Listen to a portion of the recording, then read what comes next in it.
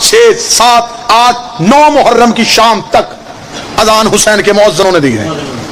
ادھر آئی ہے 10 محرم کی صبح. حسین وہاں گیا جہاں اکبر تھا.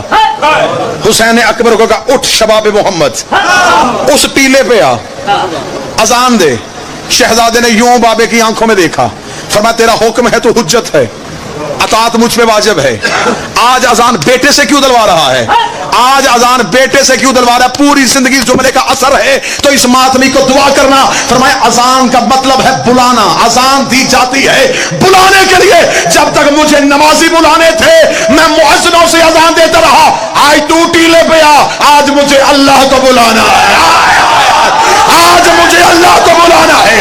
جس کے کہنے پہ محمد جائے اسے اللہ کہتے ہیں, اور جس کے کہنے پہ